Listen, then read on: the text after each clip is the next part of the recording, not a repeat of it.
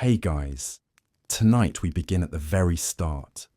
Your first breath, your first cry, your first battle.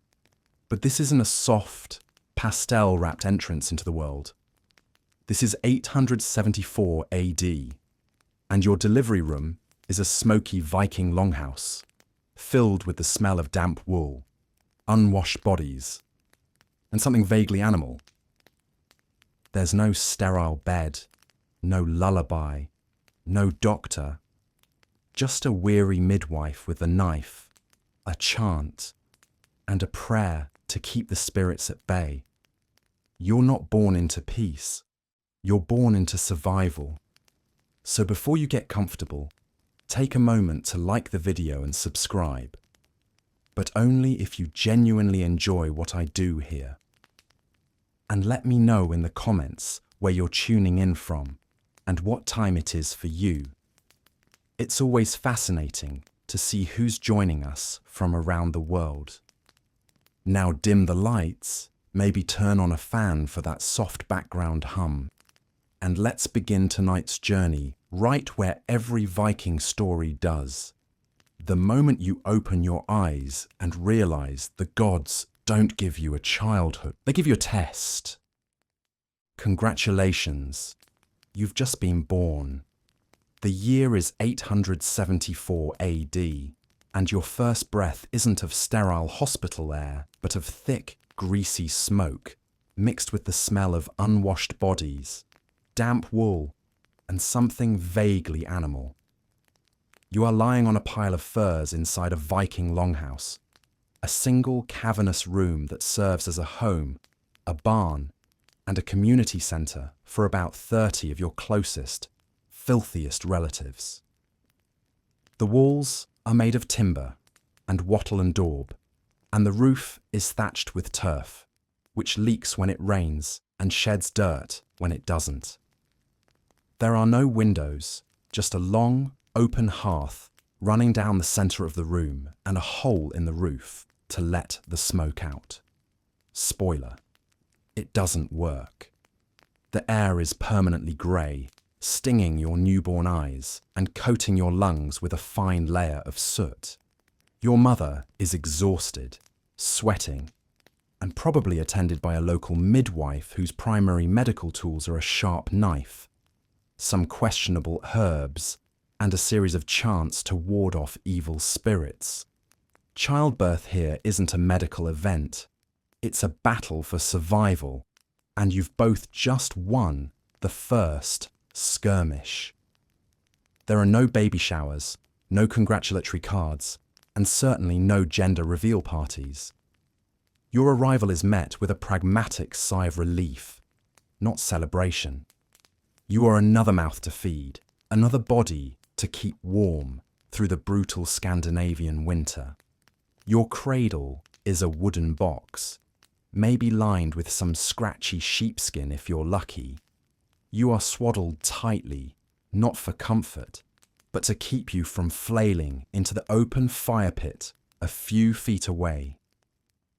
The sounds of your new world are a chaotic symphony. The crackle of the fire, the lowing of cattle who share this space with you at night, the clatter of iron pots, the guttural sounds of Old Norse being shouted across the room, and the constant hacking cough of your great-uncle, who probably has a lung condition that modern medicine would call living in a Viking longhouse. You are weak, you are helpless, and your future is entirely uncertain. But you are alive, for now.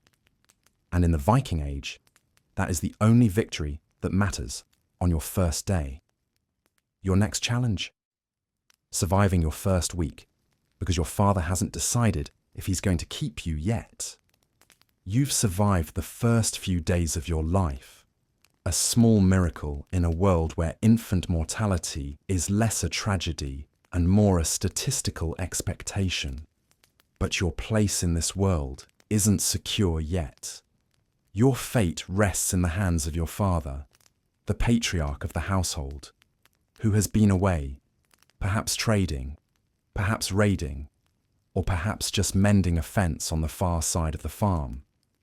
When he returns, he will come to see you, the new, screaming addition to his lineage.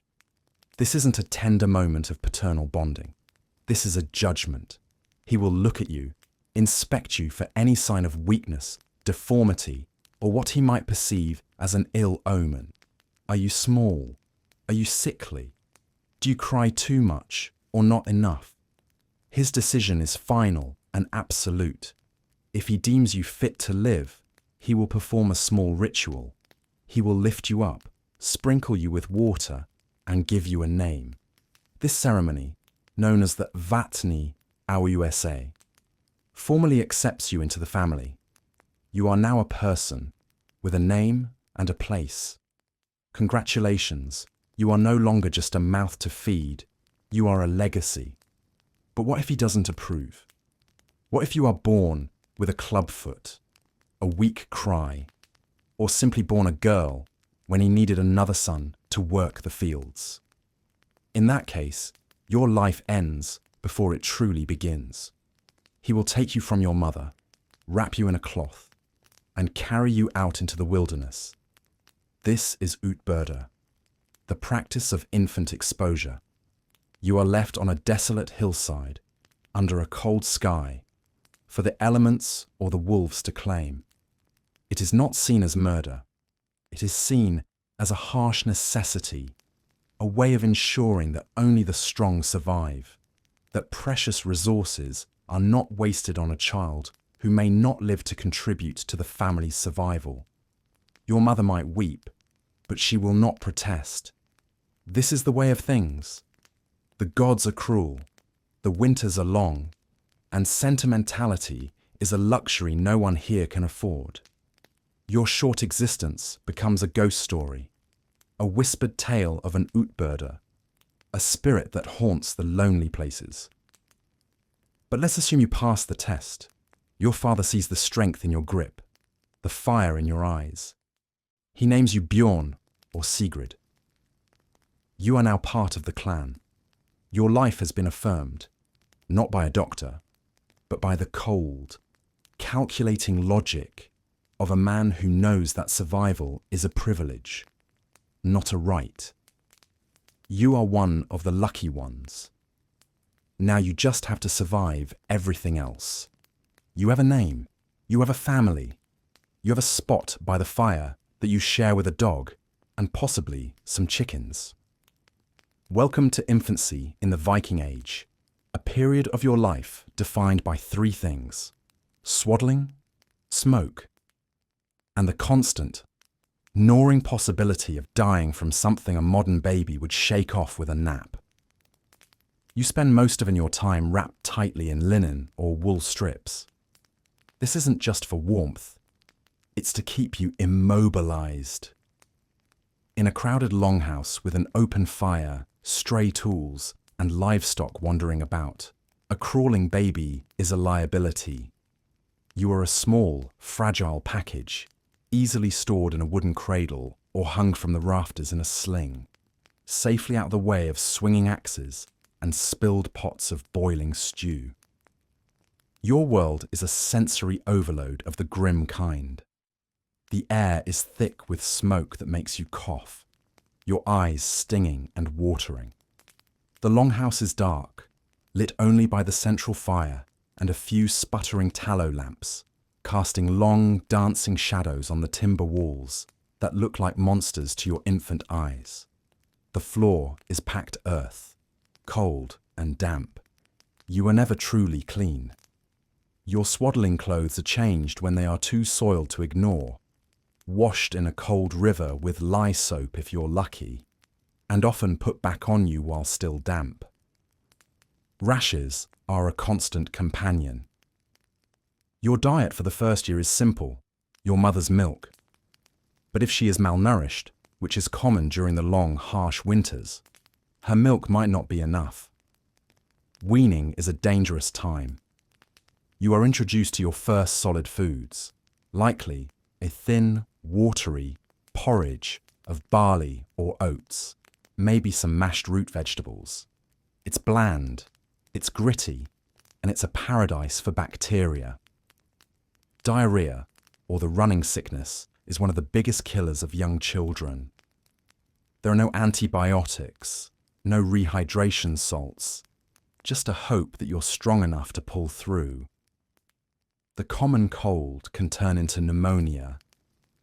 A small cut can become a raging infection.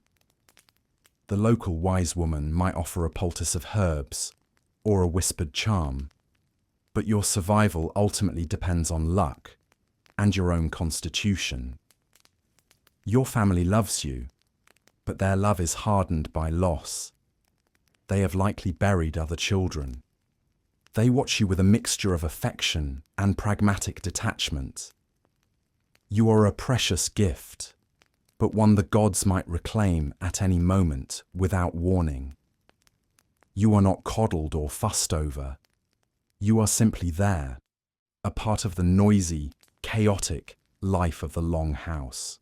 Your cries often lost in the din of dogs barking and your father arguing about the price of walrus ivory.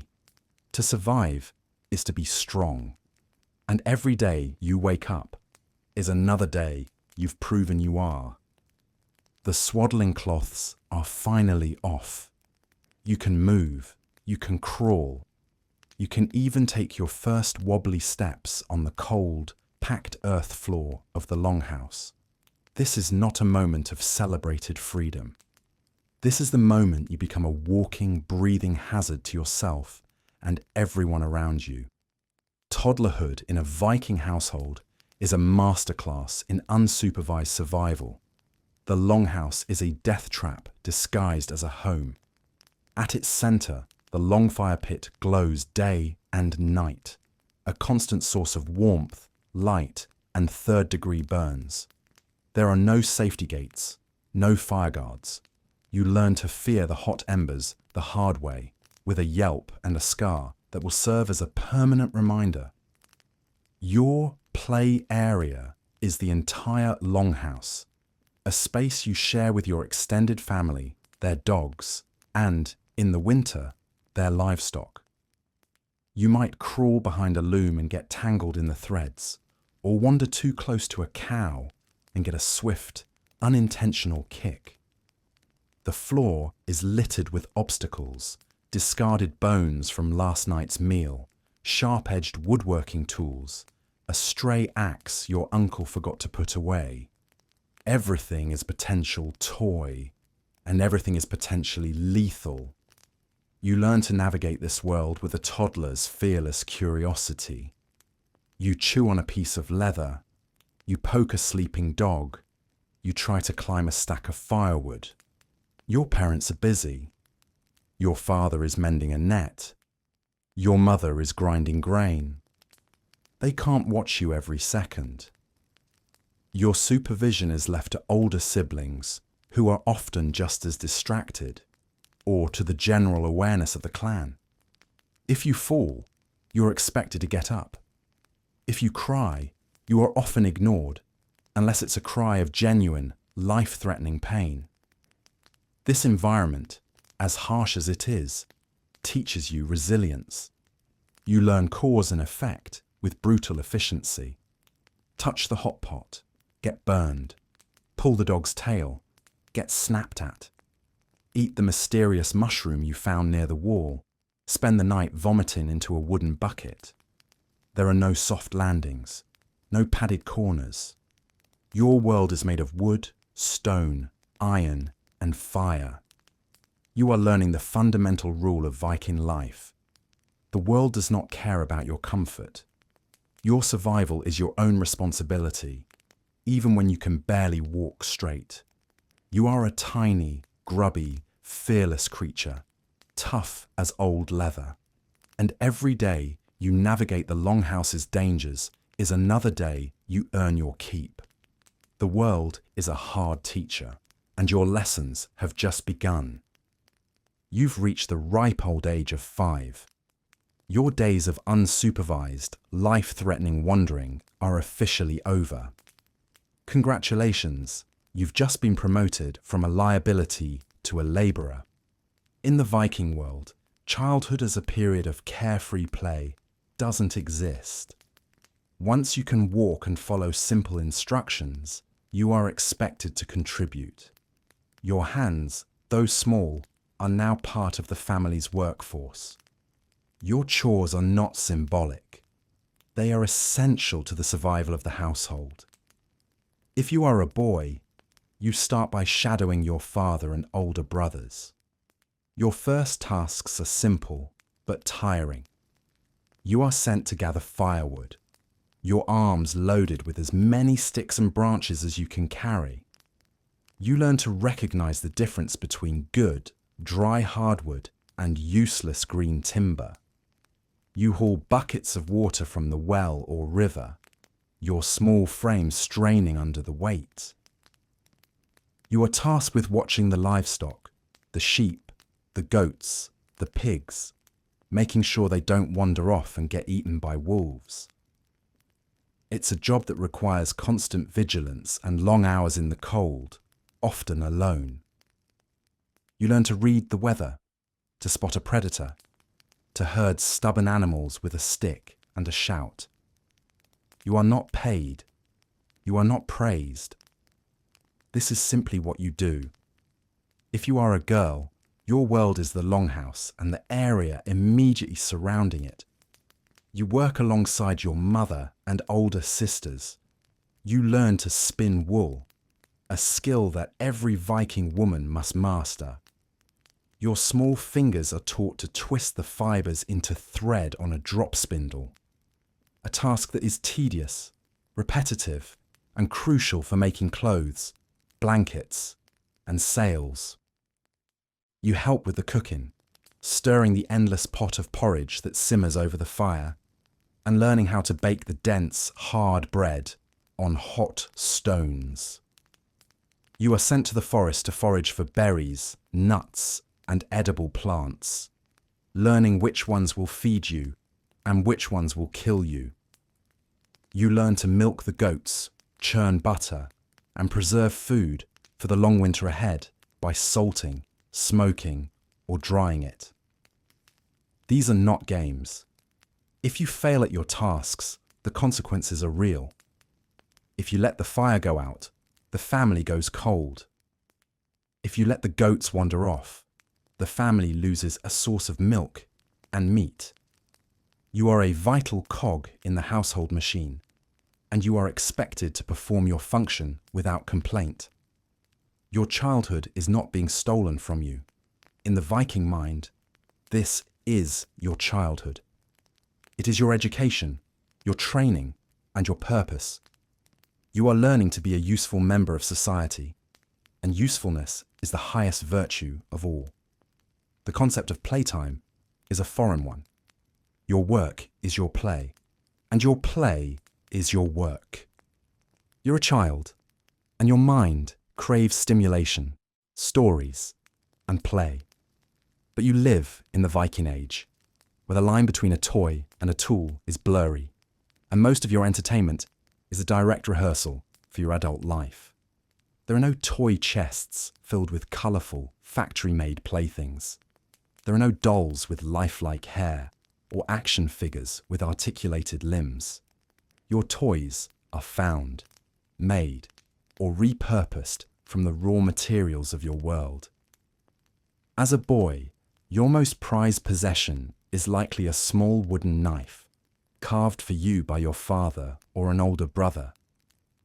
It's not sharp enough to be a weapon, but it's sharp enough to teach you respect for a blade. You spend hours with it, carving figures into scraps of wood, whittling sticks into points, and imitating the way the men handle their real knives. Your other toys are miniature versions of the tools you see around you. A small wooden axe, a tiny boat to float in a puddle, a toy spear for practicing your aim on trees and unfortunate squirrels. You play games of mock battle with other boys, using wooden swords and shields. These are not just games. They are training sessions. You learn how to block, how to parry, how to take a hit and get back up. The bruises are real, and so are the lessons in strength and honor. As a girl, your play also mirrors the work of the women. You might have a small doll, fashioned from cloth scraps or a corn husk, but you don't just cuddle it. You dress it in miniature tunics you've learned to sew, and you build it a tiny longhouse out of twigs. You have a small, handheld loom to practice weaving patterns, or a toy drop spindle to mimic your mother spinning wool. You play at cooking, mixing mud and leaves in a broken pot, rehearsing the motions of preparing a meal. These aren't just imitations. They are the building blocks of the skills you will need to run your own household one day. Both boys and girls play games of skill and chance. Board games like Hanefataful, a strategic game of kings and warriors, are popular and teach you to think ahead. You might play with dice made from bone or antler, gambling for small trinkets. In the winter, you skate on frozen ponds using polished animal bones strapped to your feet. In the summer, you swim in the cold fjord, wrestle with your friends, and have running races. But all of this play has a purpose. It strengthens your body, sharpens your mind, and prepares you for the realities of your world. There is no concept of useless fun. Every game is a lesson, every toy a tool in disguise. Your childhood is a long, slow apprenticeship for the hard life that awaits you. And your play is the most important part of your education. Your stomach is rumbling. It's always rumbling. Welcome to the Viking diet, a culinary experience defined by pragmatism, preservation, and a profound lack of variety. Your daily meals are less a source of pleasure and more a relentless campaign against starvation, especially during the long, dark winters. The foundation of your diet, the fuel that keeps you going through endless chores and bone-chilling cold, is porridge. A thick, gloopy stew of barley, oats or rye, boiled with water or milk and simmered for hours over the central fire. It might have some root vegetables thrown in, turnips, carrots, onions, or perhaps some beans or peas. It's hearty, it's filling, and it tastes like boiled sadness. This is your breakfast, and often your dinner too. Bread is another staple, but forget soft, fluffy loaves. Viking bread is a dense, heavy, flat cake made from coarse barley or rye flour. It's often unleavened and cooked on a griddle or directly on the hot stones of the hearth, which means it's frequently gritty with ash and sand from the grinding process. It's the kind of bread you don't slice. You break it with your hands, or, if it's stale enough, a small hammer. Protein is a luxury you savour. Along the coasts, fish is plentiful. You eat a lot of herring and cod, most of it preserved through drying, smoking, or salting to last through the winter. The taste is intensely salty and fishy, and the texture is tough and chewy. Inland, you might have pork from the pigs that roam freely around your settlement, or mutton from the sheep. Beef is rare, as cattle are more valuable for their milk and for pulling ploughs. You also hunt, bringing back deer, boar, or wild birds. But every scrap of the animal is used. The meat is eaten, the organs are cooked into stews, the blood is made into sausages, and the bones are boiled for broth. Nothing is wasted. Dairy is a crucial part of your diet. You drink milk from cows and goats, and you know how to make butter and a simple, sour cheese called skaya. These are vital sources of fat and calories. Fruits and vegetables are seasonal. In the summer and autumn, you feast on wild berries, apples, plums, and the vegetables you grow in your small garden plot. But for most of the year, you're eating preserved foods. There are no spices to liven things up, apart from some locally grown herbs like dill or mustard. Salt is the most precious seasoning of all, used more for preservation than for flavor.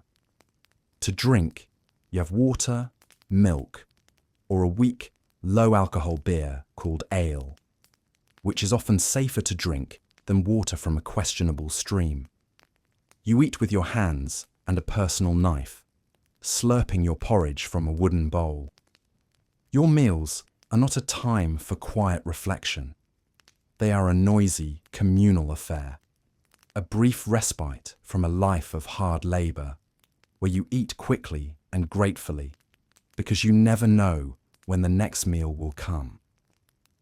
The North Atlantic wind is a relentless, biting force, and your primary defense against it is a single layer of scratchy, greasy wool. Your wardrobe is not a statement of fashion. It is a testament to functional, uncomfortable survival.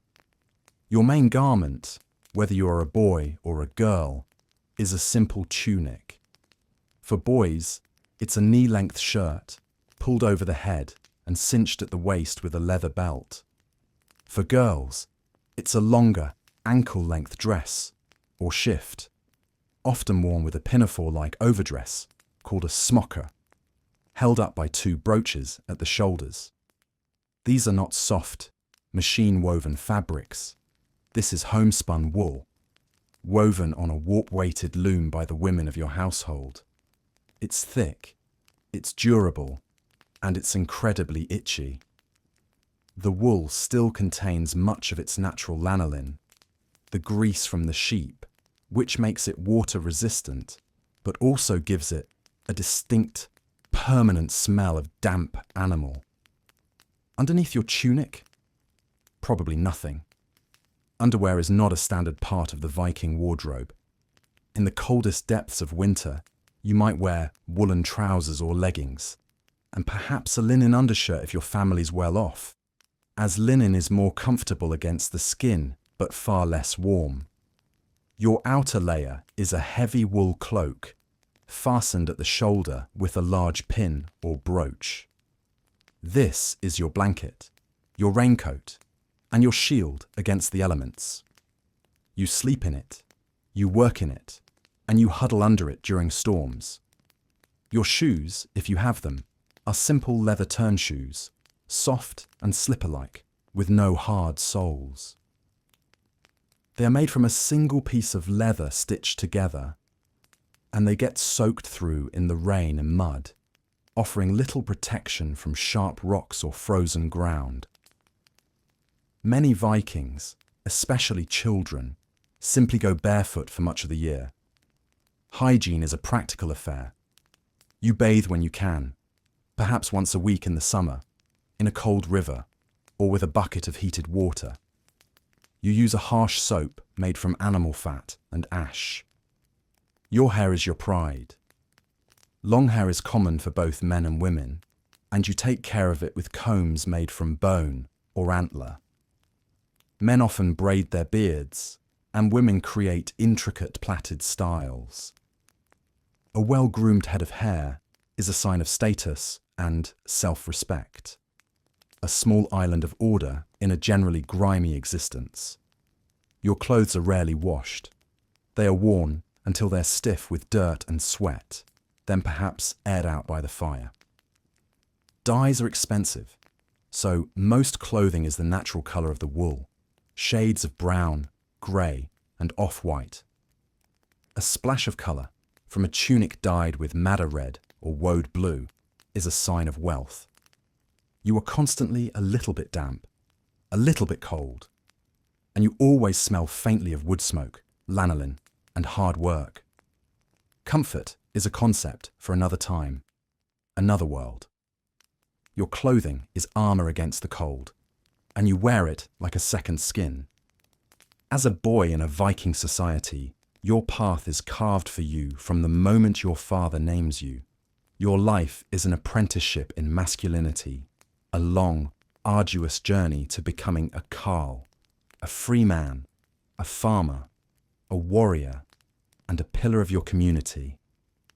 Your primary teacher is your father, and his lessons are taught not in a classroom, but in the fields, on the water, and in the workshop.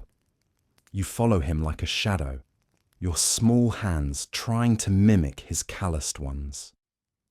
You learn the rhythms of the land. You learn how to plough a field with an ard, a simple wooden plough pulled by an ox, how to sow seeds at the right time of year, and how to read the sky for signs of coming rain or frost. You learn how to scythe hay in the summer, your muscles aching as you swing the heavy blade, and how to store it for the winter to feed the livestock. This work is not optional. It is the backbone of your family's survival. You learn the ways of the water. If you live by the coast, you learn to fish, to mend nets torn by rocks and seals, and to read the tides. You learn to sail a small boat, to handle an oar, and to navigate by the sun and stars. The sea is both a source of life and a constant threat, and you learn to respect its power. You learn the skills of a craftsman. In the long winter months, you sit by the fire and learn to work with wood, carving tools, bowls, and spoons. You learn to work with iron, helping your father at the forge, pumping the bellows, and watching as he hammers glowing metal into knives, axe heads, and nails. These are the skills that will allow you to build your own house, repair your own ship, and arm yourself for battle. Above all, you are learning to be a warrior. From a young age, you are taught that honor, or drengskaper, is the most valuable thing a man can possess. It means being brave, loyal, generous, and true to your word. You learn to fight, first with wooden swords and then with real weapons. You learn that to die in battle is a glorious end, a ticket to Valhalla, where you will feast with the gods.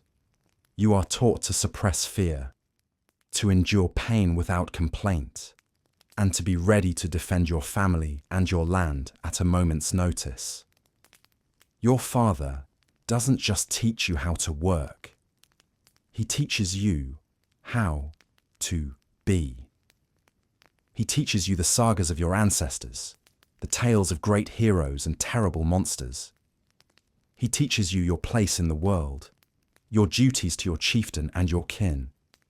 Your childhood is a preparation for a life of hard labor, fierce loyalty, and the ever-present possibility of a violent death.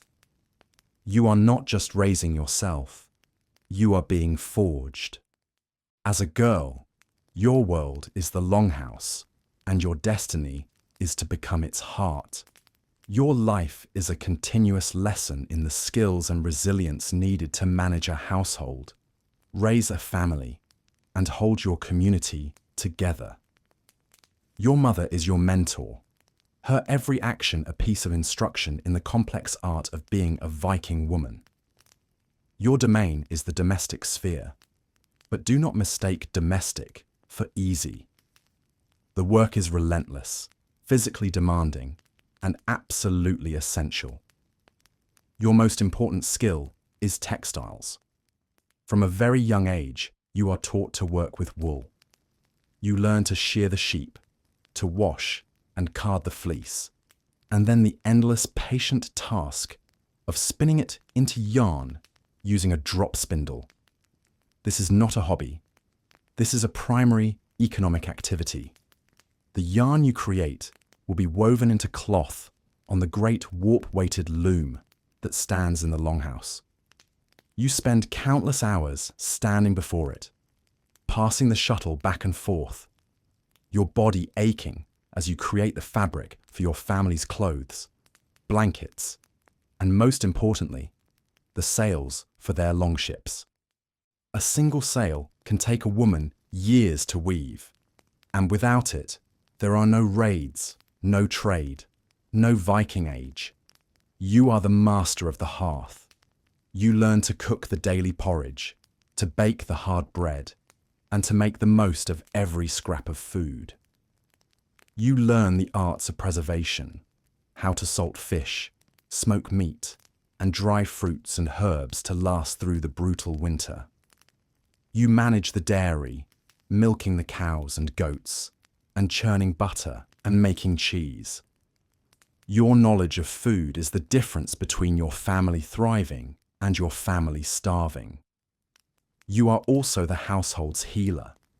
You learn the properties of herbs and plants, which ones soothe a cough, which ones stop bleeding, and which ones can ease the pain of childbirth. You are a keeper of remedies passed down through generations of women, a blend of practical knowledge and folk magic. Your role is also social and managerial. You will be expected to run the household, which in the Viking Age is more like a small business. You manage the supplies, oversee the slaves or servants, thralls, and hold the keys to the food stores, a symbol of your authority. When your husband is away, trading or raiding, which is often, you are in complete charge. You are the defender of the home, the manager of the farm, and the final authority on all domestic matters. You are raised to be strong, capable, and self-reliant. While boys are taught the glory of a warrior's death, you are taught the quiet, enduring strength of survival. You are the weaver of threads, both literal and familial, holding the fabric of your society together. One patient, powerful motion at a time. You live in a world steeped in myth, where the rustle of leaves in the wind could be the whisper of a god, and the shadow in the corner of the longhouse could be a troll. Your understanding of the universe is not shaped by science or textbooks, but by the epic stories and deep-seated beliefs passed down around the fire. Religion is not a building you visit once a week. It is the very air you breathe. A constant negotiation with the powerful, unpredictable forces that govern your world. You learn about the gods not from a holy book, but from the sagas and poems recited by the skalds, the court poets, or your own grandfather. You know of Odin, the Allfather, the one-eyed god of wisdom, war, and death, who hung himself from the world tree, Yggdrasil, for 9 nights to gain the knowledge of the runes. You know of Thor, his mighty son, the thunder god with his hammer, Mjolnir, the protector of Midgard, the world of humans, who battles endlessly against the fearsome giants, the Jötnar. You know of Freya, the beautiful goddess of love, fertility, and a fierce warrior in her own right, who rides a chariot pulled by cats, and claims half of the warriors slain in battle for her hall. Folkvanger. These are not distant, abstract deities. They are active, meddling, and deeply flawed characters in the ongoing drama of existence. They can be bargained with, tricked, and even angered. You leave them offerings, a bit of your meal, a sacrificed animal, a valuable weapon, not just out of reverence, but out of a healthy dose of fear. You also believe in a host of other beings that share your world. There are the Alfar, elves, and Divagar, dwarves, supernatural smiths and craftsmen who live in hills and underground. There are the Landvetter, the spirits of the land, who must be respected lest you bring misfortune upon your farm. And there are the things that haunt the darkness, the Draga, the walking dead who guard their burial mounds with terrifying strength, and the trolls who snatch livestock and unwary travellers. Your life is governed by a belief in fate, or wyrd. The Norns, 3 mystical women who live at the base of Yggdrasil, weave the destinies of all beings into a great tapestry. Your fate is pre-written, but how you meet it, with courage and honour, or with cowardice and shame, is up to you. This belief doesn't make you passive. It makes you brave. If your end is already decided, you might as well face it with a sword in your hand and a defiant roar on your lips. This is the cosmos you inhabit, a place of wonder and terror, where gods walk among mortals, where magic is real, and where your every action is part of a grand, epic story. You don't just believe in these things, you know them to be true. The concept of a formal school with classrooms, teachers, and books is a world away. Your education is happening every moment of every day, and your classroom is the world around you. Literacy is rare and, for most people, unnecessary. The written word is the domain of a select few, and it is seen as something powerful, even magical. You learn about the runes, the angular letters of the Viking alphabet, but you don't learn them to write letters or keep records. The runes, the futhark, are not for everyday communication. They are for carving. You see them etched into memorial stones to honor the dead, on weapons to grant them power in battle, and on amulets to bring good fortune or protection. A rune master is a respected and feared figure, someone who understands the deeper, mystical meanings behind each symbol. To be able to carve runes is to be able to shape reality, to cast spells, to speak directly with the forces of fate. For you, a typical child, your education is almost entirely oral. Your mind is trained not to read, but to listen, to memorize, and to recite. In the long, dark winter evenings, the family gathers around the fire, and this is where your real schooling begins. You listen to the sagas, the long, sprawling prose narratives of your ancestors. These are not just stories. They are your history lessons, your legal textbooks, and your moral compass. You hear the tales of great heroes like Sigurd the Dragon Slayer, of cunning gods like Loki, and of the epic voyages and blood feuds of your own kin. You learn about the founding of Iceland, the discovery of Vinland, and the great battles that shaped your world.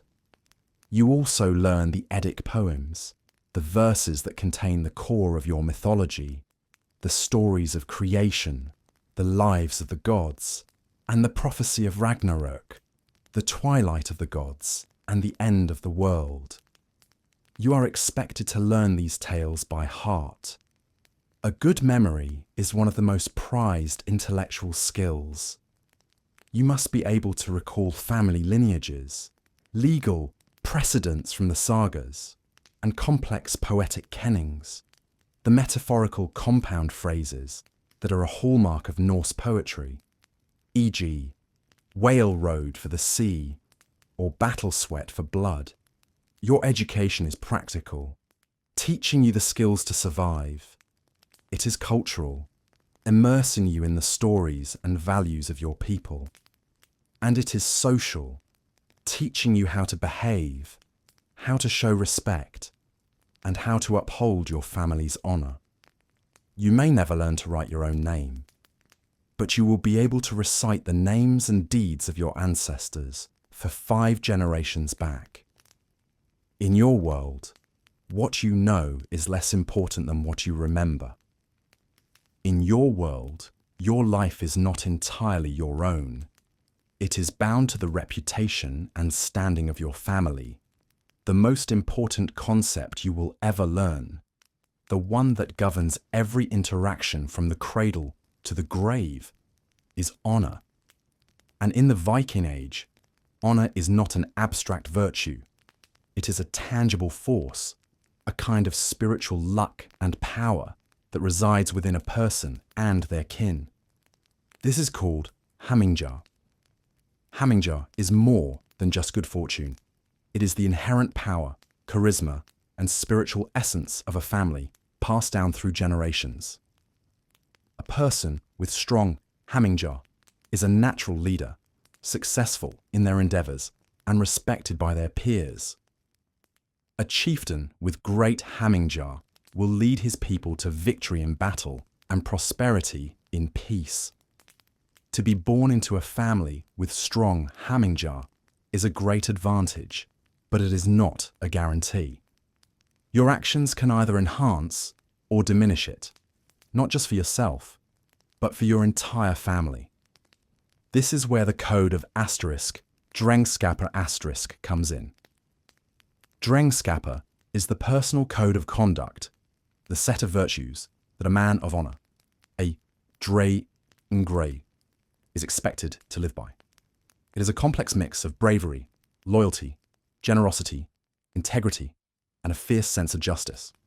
A Drengre is someone who is fearless in battle, but also hospitable to strangers.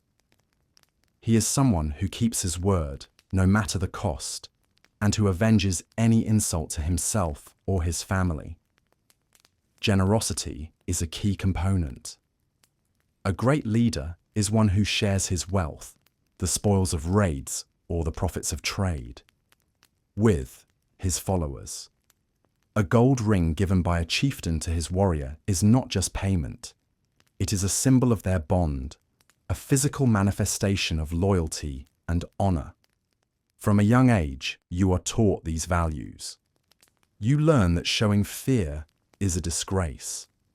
You learn that an oath is unbreakable. You learn that a slight against your family's honor, no matter how small, must be answered. This often leads to blood feuds, long and devastating cycles of vengeance that can last for generations. If your cousin is killed, it is your duty to kill his killer or someone from his family. Failure to do so brings shame, need, upon your entire clan, a stain that can diminish your Hamingjar and ruin your social standing. Your reputation is your most valuable possession. It determines who you can marry, who will trade with you, and who will follow you into battle. You live in a transparent society where every action is noted and judged. You are constantly aware that you are not just an individual. You are a representative of your ancestors and a guardian of your descendants' future. Your honor is a fire you must tend your entire life. If you let it go out, you are left in the cold darkness of shame. The wooden practice sword you once swung with childish abandon now feels like a toy. You are 12 years old, and in the eyes of your society, the protective veil of childhood has just been torn away. You are on the cusp of adulthood, and your training for the brutal realities of that life begins in earnest. This is the time when you are first handed a real weapon. It feels heavy, cold, and terrifyingly real in your hands. It might be a Mace, the single-edged utility knife that every Viking man carries, or a spear, the most common weapon on the battlefield. Or, if your family has the means, a heavy, sharp-bearded axe. Your father or an uncle becomes your instructor, and his methods are not gentle. There are no safety pads, no protective gear. Your training is designed to teach you not just how to kill, but how to survive being killed. You learn the basics of combat in the yard behind the longhouse. You learn how to use a shield, a round wooden disc with an iron boss. Not just to block a blow, but to punch, to trap an opponent's weapon, to create an opening. You practice shield wall formations with the other boys, learning to stand shoulder to shoulder, an unbreakable line of wood and iron. The discipline is grueling. You hold the heavy shield for hours until your arm screams with pain. If you drop it, you are struck or shamed. You learn to handle the spear, how to throw it with accuracy, and how to use it in close quarters. You practice with the axe, learning the powerful, cleaving strokes that can split a shield or a skull. The training is painful. You get bruised, you get cut, you get knocked to the ground. You are taught to get back up, to ignore the pain, to push through the exhaustion. Weakness is not tolerated. Crying is met with scorn. You are being hardened, physically and mentally, for the realities of a raid or a battle, where a moment's hesitation means death. This isn't just about combat skills. You are learning the psychology of violence. You are learning to control your fear, to channel your aggression, and to look another person in the eye and be prepared to end their life. It's a heavy burden for a 12-year-old, but it is a necessary one. The world you inhabit is violent and unforgiving. Feuds can erupt over a stray pig. Raiders can appear on the horizon without warning. Your ability to fight is not a hobby. It is the price of your freedom and your family's safety. You are no longer just a boy. You are a weapon in the making. Your world is not a society of equals. It is a rigid, three-tiered pyramid, and the place you are born on that pyramid will almost certainly be the place you die. Understanding this social structure is as crucial to your survival as knowing how to wield an axe. At the very top are the Jarls. These are the chieftains, the kings, the wealthy landowners. They are the 1%. They live in the grandest longhouses, own the most land and livestock, and command the loyalty of a retinue of warriors. Their wealth comes from their vast estates, from successful trading voyages, and from the spoils of raids. They are the leaders in war and the judges in peace. Their honor and Hahaminja are immense, and they display their status through fine clothing dyed in rich colors, ornate jewelry made of gold and silver, and the lavish generosity they show to their followers. Their power is not absolute. It depends on their ability to maintain the loyalty of the free men who support them. But their word is law, and to defy a Jarl is to risk everything. In the middle, and making up the vast majority of the population, are the Carls. This is your class. You are the free men and women, the backbone of Viking society. You are the farmers who work your own land, the craftsmen who forge the tools and build the ships, the merchants who sail to distant lands, and the warriors who fill the shield wall. As a Carl, you have rights. You can own property, you can speak at the local assembly, the Thing, and you can seek justice for wrongs done to you. But your life is one of hard work and constant struggle. You are not rich, but you are proud. Your freedom is your most cherished possession, and you will fight to the death to defend it. You owe loyalty to your local Jarl, and in times of war, you are expected to answer his call to arms. Your status within the Carl class can vary. A successful farmer with a large family and a good piece of land is more respected than a landless labourer. But you are all bound by a shared identity as free people. At the bottom of the pyramid are the thralls. These are the slaves, the property of the Jarls and Carls. They have no rights, no freedom, and no honour. They are captured in raids, Celts, Slavs, Anglo-Saxons, or they are born into slavery. They do the hardest, most degrading work, mucking out the barns, digging ditches, and serving their masters in the longhouse. They can be bought and sold, beaten, or killed with impunity. Life as a thrall is one of utter subjugation. Your only hope is that your master is merciful, or that you might one day be granted your freedom, though this is rare. As a child, you learn this structure instinctively.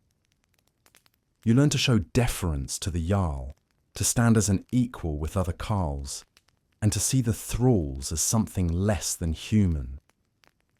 This is the order of your world, as fixed and unchangeable as the northern stars. You feel a searing pain in your leg. You were running through the forest, tripped on a root, and a sharp branch has gashed your shin open. The wound is deep and bleeding freely. In your world, this is not a minor inconvenience to be solved with a bandage and some antiseptic cream. This is a life-threatening crisis. Your knowledge of health and medicine is a fragile raft woven from 3 strands: practical herbalism, raw superstition, and a grim acceptance of fate. There are no doctors, no clinics, no understanding of germ theory. The person you turn to for healing is likely an older woman in your village, one who has inherited generations of folk wisdom about the plants that grow in the surrounding landscape. She will examine your wound with a critical eye. She cleans it not with alcohol, but with stale urine or spring water. And then she packs it with a poultice. This might be made of yarrow, an herb known to stop bleeding, or a mash of onions, which have some antibacterial properties. Or it might be packed with cobwebs and moss. It's a gamble. As she works, she will likely chant or whisper a charm, a magical incantation to drive out the evil spirits that cause infection and to encourage the flesh to knit back together. Magic and medicine are inseparable. You believe that a physical wound can be caused by a dwarf's curse or an elf's arrow, so the cure must be both physical and spiritual. If you break a bone, it will be set as best as possible, often by someone who has seen it done before, but with no knowledge of anatomy. The bone will be splintered with pieces of wood and wrapped in cloth. If it heals crooked, you will walk with a limp for the rest of your life. Infection is the great enemy. Without antibiotics, a simple cut can lead to a raging fever, gangrene, and a slow, agonizing death. They understand that pus is a bad sign, and they might try to drain a wound, but their methods are crude and often make things worse. Internal illnesses are a complete mystery. A stomachache could be indigestion, or it could be a fatal internal bleeding. There is no way to know. The healer can only offer herbal teas and prayers. Dental health is surprisingly decent, not because of hygiene, but because of the coarse, low-sugar diet. However, if a tooth does become abscessed, the pain is excruciating. The only cure is to have it pulled, likely by the local blacksmith, with a pair of unsterilized pliers. You live with a constant, low-level awareness of your body's fragility. You are tough, you are resilient, and you are used to pain. But you also know that your life can be extinguished by something as small and insignificant as a rusty nail or a mosquito bite. You put your faith in the herbs, the charms, and the gods, and you hope you are lucky.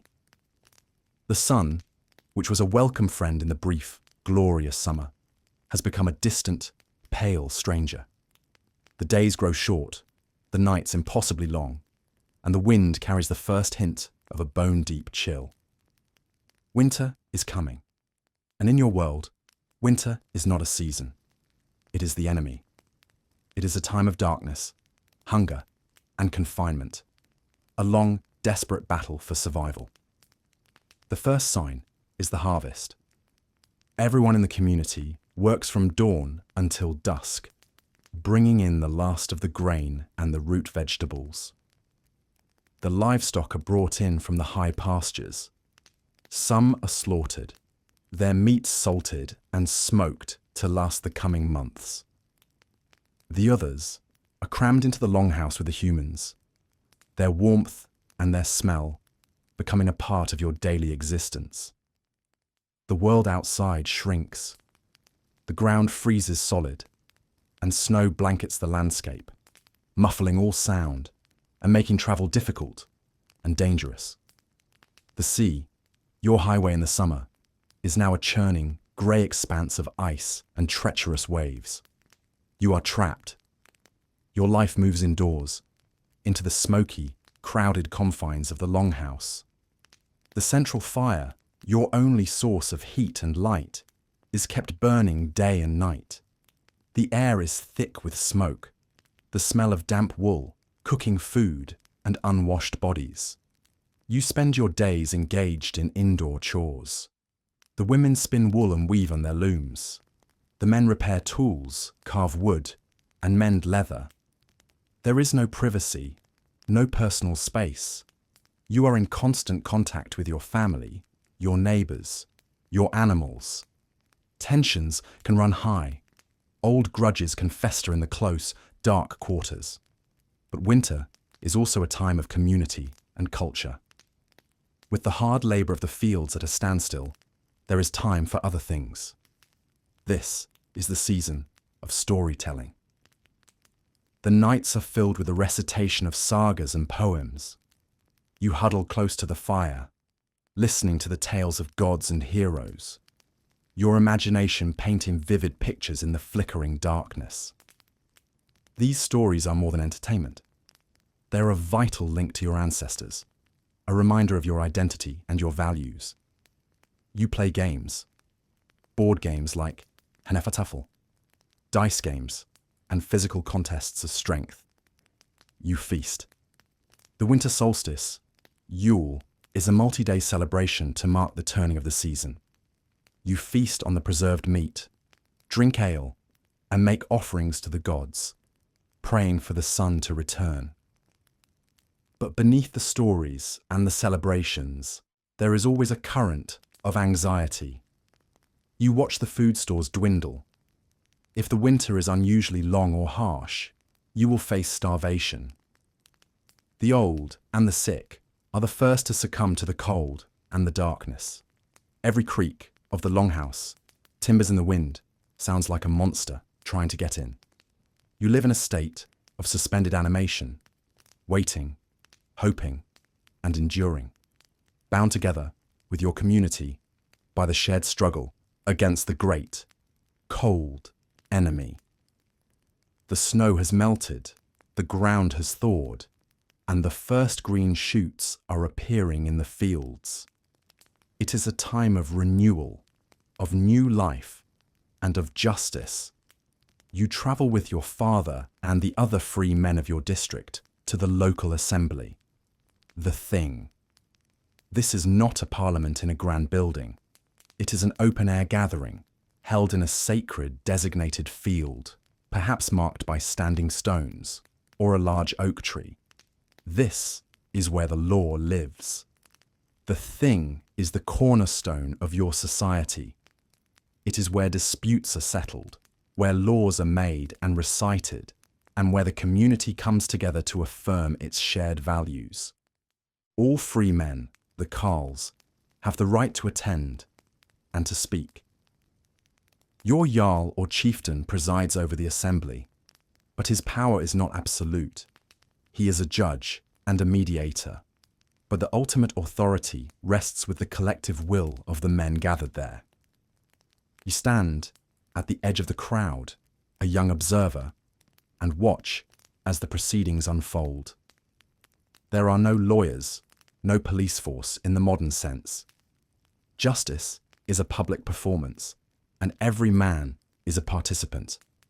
A farmer comes forward to accuse his neighbor of stealing a cow. He presents his case, and he brings forward witnesses, men who have sworn an oath to support his claim. The accused man then presents his defense with his own set of oath helpers. The assembly listens, debates, and weighs the evidence, which is often just the word and reputation of the men involved. The judgment is not decided by a single judge, but by a panel of law speakers, or by the acclamation of the assembly. If the man is found guilty, he will be ordered to pay a fine, the wergild, or man price. Every person and every possession has a price. A cow has a price, a farm has a price, and a human life has a price. Killing a man is not necessarily a crime, but a tort. If you kill someone, You must pay their family the appropriate vergild, a complex calculation based on their social status.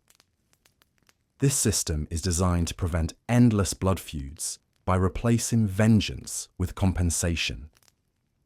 But sometimes the feud is too deep, the insult too great.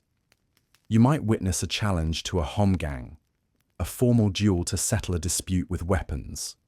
The two men fight on a small, designated island or a hide spread on the ground, and the first to draw blood might be declared the winner, or the fight might be to the death.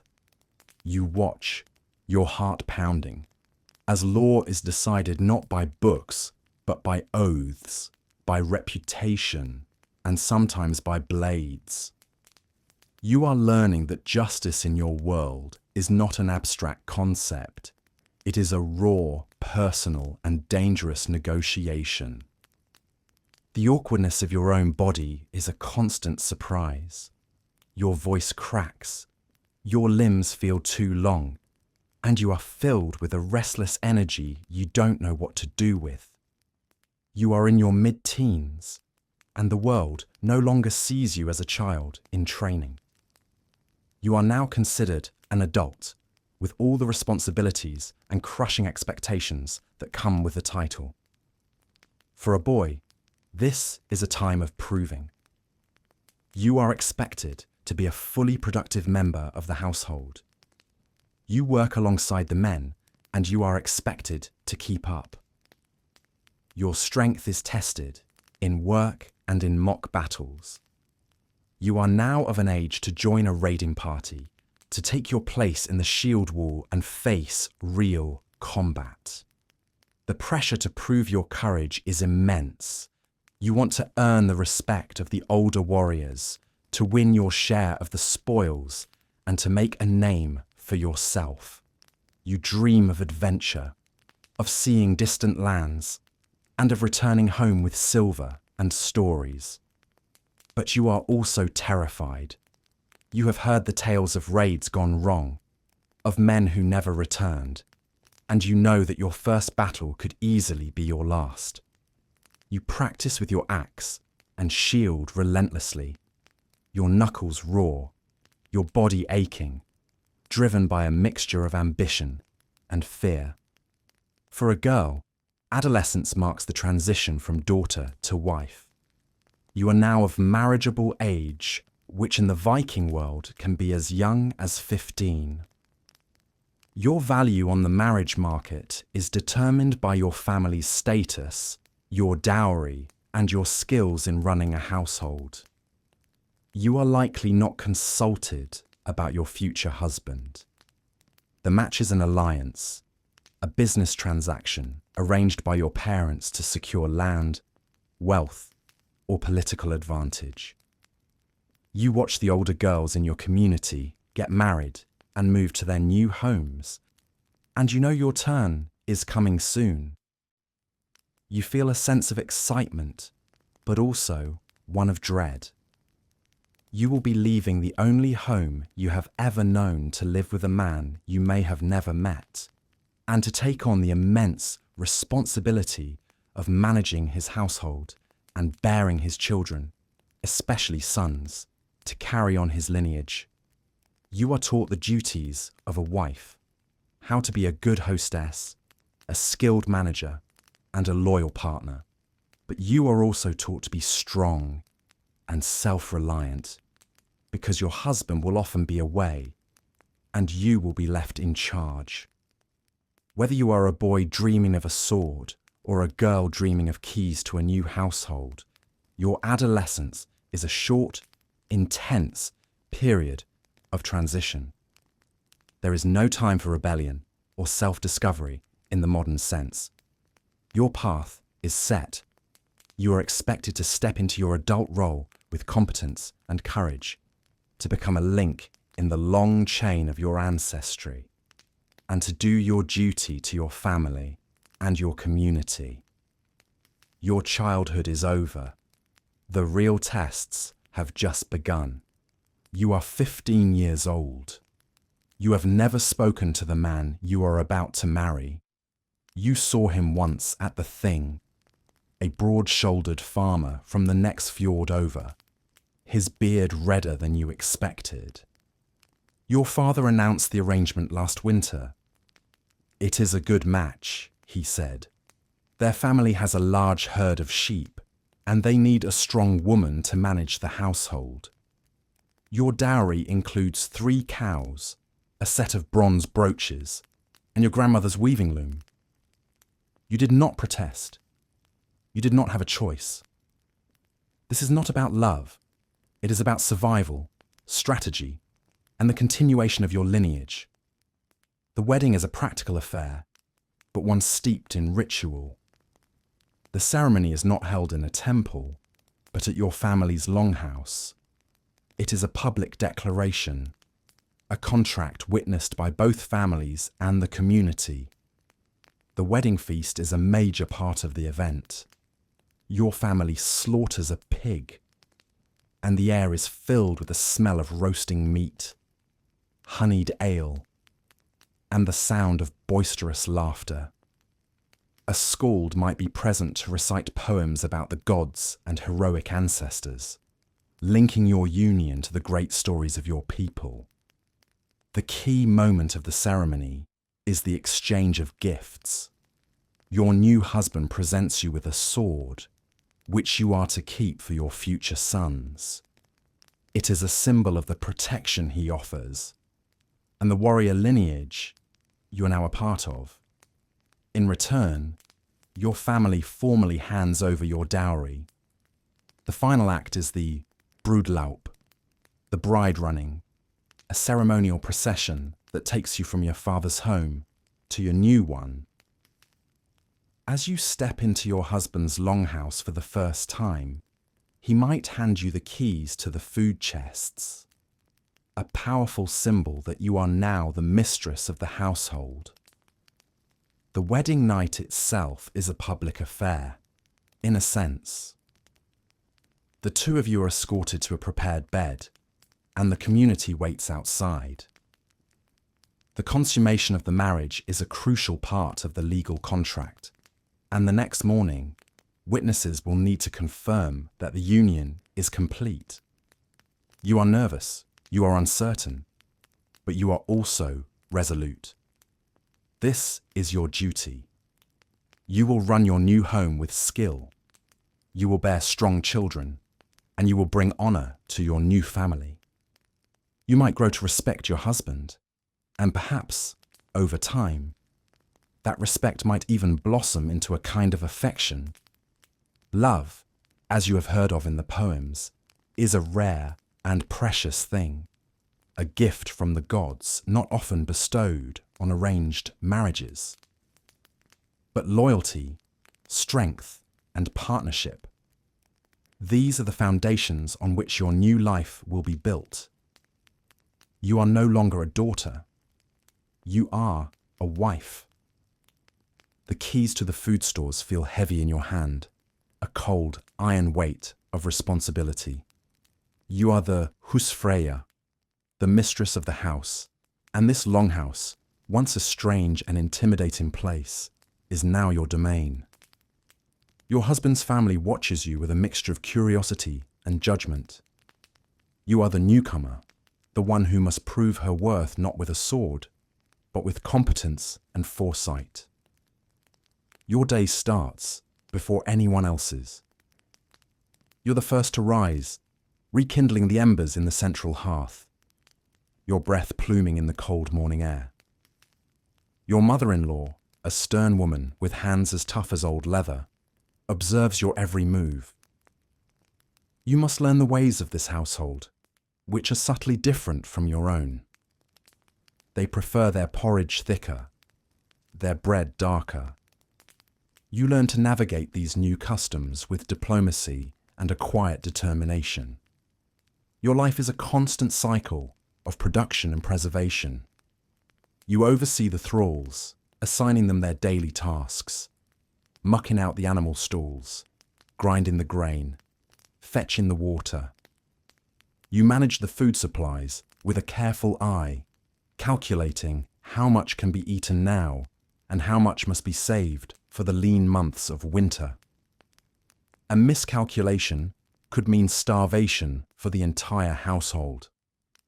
You spend hours at the loom, the rhythmic thump of the beater, a constant backdrop to your life. The cloth you weave is a measure of your skill and your family's prosperity. You spin, you sew, you mend. Your hands are never idle. The greatest pressure you face is the expectation to produce heirs, particularly sons. Every month that passes without a sign of pregnancy is a month of quiet anxiety. Your husband may be kind, or he may be distant and demanding. Your relationship is a practical partnership, built on shared labor and mutual dependence. Intimacy is a duty, not a pleasure. When you do become pregnant, it is a time of both hope and terror. Childbirth is a woman's battlefield, and many do not survive it. You pray to Freya and Frigg, and you rely on the skill of the local midwife. When you hold your first child in your arms, you feel a fierce, protective love that you have never known before. But you also know that this child's survival is not guaranteed. You have become a link in a chain, a keeper of traditions, a manager of resources, and a creator of new life. You are no longer just a wife. You are the anchor of your new family, the silent, powerful force that keeps the heart of the Longhouse beating. Your work is unseen by the poets who sing of raids and battles, but you know that without you, there would be no warriors to sing about. You stand on the deck of your father's trading ship, your knuckles white as you grip the railing. You are a young man now, perhaps 16 or 17, and your apprenticeship at home is over. It is time to prove your worth in the wider world, a world of salt spray, foreign shores, and the glint of silver. This is your first major expedition. For some boys, this means joining a raiding party. For you, whose family are merchants, it means a long, arduous trading voyage. The goal is not just profit. It is about establishing your reputation as a capable, trustworthy man, someone who can navigate both treacherous waters and shrewd negotiations. You sail south to the bustling markets of Hedeby or Berka, or perhaps even further, to the lands of the Franks or the Anglo-Saxons. The longship, which seemed so large and powerful from the shore, feels small and fragile in the open sea. You are constantly wet, cold, and seasick. You learn to sleep on a hard wooden chest, wrapped in your cloak, rocked by the endless motion of the waves. You learn the hard, repetitive work of a sailor. You haul on the ropes, your hands raw and blistered. You help mend the great woolen sail when it tears in a gale. You take your turn at the steering oar, your eyes straining to keep the ship on course as you navigate by the sun, the stars, and the flight of seabirds. Your father and the older men teach you the ways of the sea, their voices rough over the roar of the wind. They show you how to read the clouds, how to anticipate a storm, and how to find your way back to land when you're lost in a fog. When you finally reach a foreign port, the work is not over. You help unload your cargo, furs from the north, walrus ivory, amber, and perhaps some thralls captured in a recent skirmish. You watch as your father haggles with the local merchants, his words a mix of your own tongue and the broken language of trade. You learn to be wary, to spot a cheat, to weigh silver with a careful hand. You are in a world of strange sights and smells, of different gods and different customs. You are an outsider, a northerner, regarded with a mixture of fear and curiosity. You learn to be strong, to show no weakness, and to be ready for violence at a moment's notice. a peaceful market can erupt into a brawl over a disputed price. You carry your sayaks at all times. After weeks or months, you set sail for home, the ship's hold filled with new goods, wine from Francia, fine cloth, glass beads, and silver. You have survived. You have learned. You return to your home fjord, not as a boy, but as a man who has seen the world beyond your own shores. You have proven you can contribute to your family's wealth and honor. You have taken the first step on your own path.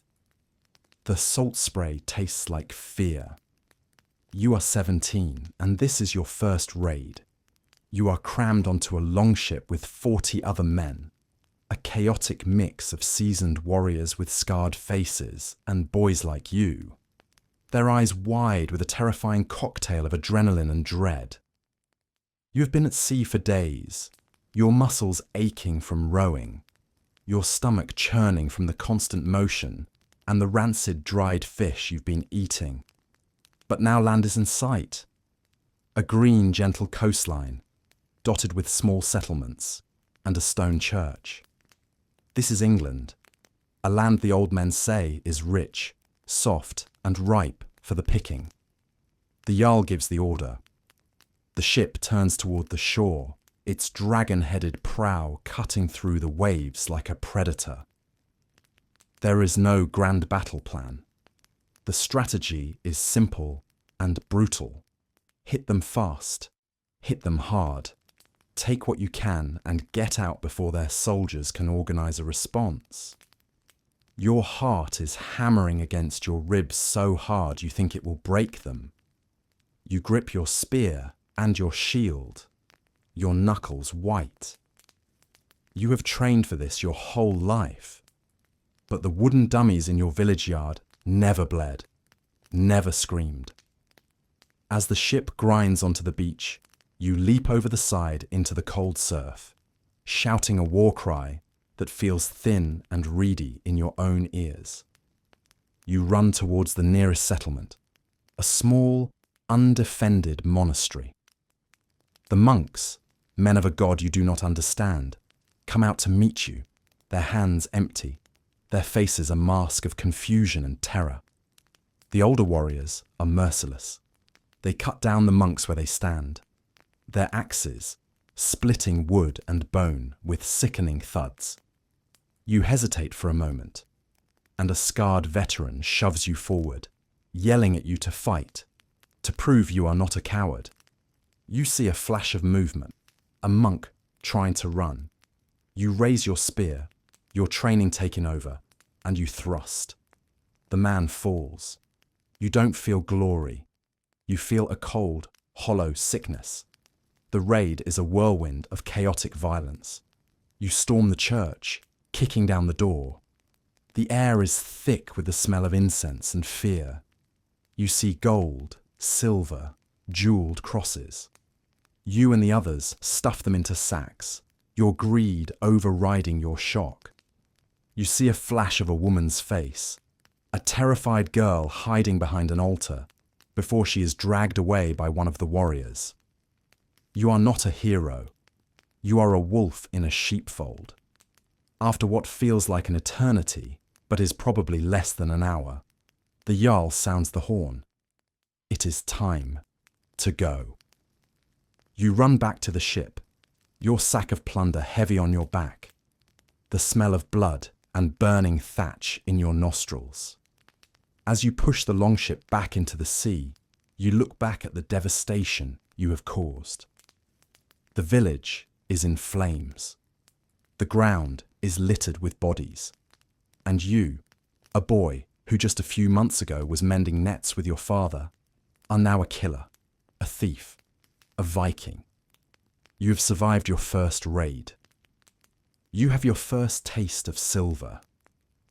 But you have also lost something you will never get back.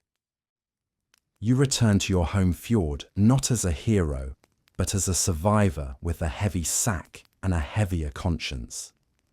The village greets you with a mixture of relief and eager anticipation. The spoils of your first raid are not just your personal wealth. They are a contribution to the community's prosperity and a measure of your success as a warrior. The Jarl gathers the warband and the plunder is divided. The division is not equal. The Jarl, as the leader who organized and financed the expedition, takes the largest share. The seasoned, proven warriors, the herdmen of his personal retinue, also receive a significant portion.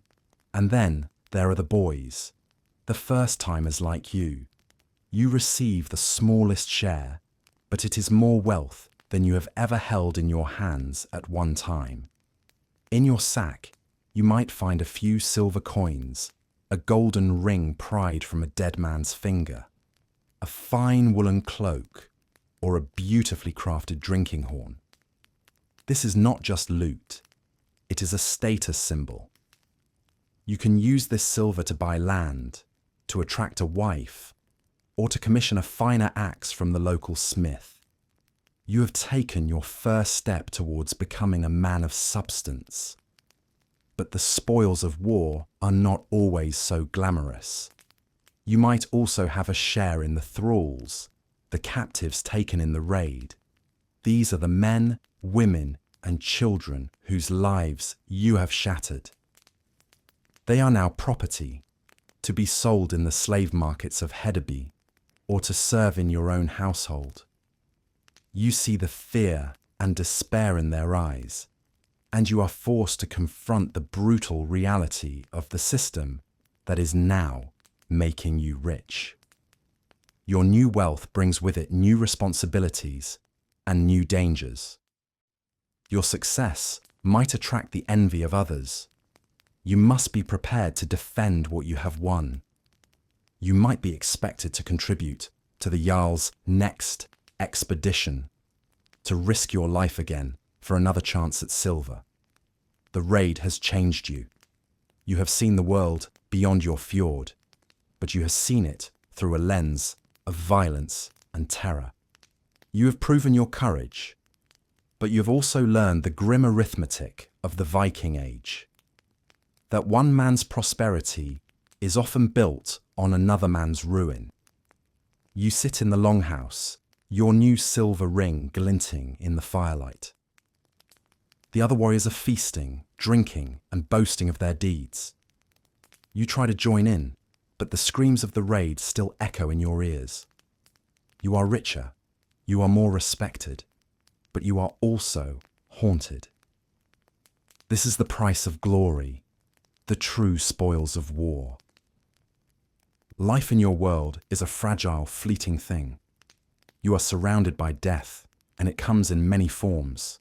In battle, in childbirth, from sickness, from starvation, from a simple, unlucky accident. You have learned to face it with a stoic resignation, but also with a profound sense of ritual and a deep belief in the life that comes after. You attend your first funeral as a young adult. It is for an old warrior from your village, a man who died not in a glorious battle, but peacefully in his sleep. A straw death, as it is sometimes called, an end seen as less honourable, but far more common. The funeral is not a sombre, quiet affair. It is a communal event, a way for the living to honour the dead and to reaffirm their own place in the world. The body is washed, dressed in its finest clothes, and laid out in the longhouse. For several days, the community holds a funeral feast, or jonde, a wake where people eat, drink, and tell stories about the deceased. This is a celebration of their life, a way to ensure their memory lives on. But the real spectacle is the burial itself. The rituals vary depending on the person's status and the local customs.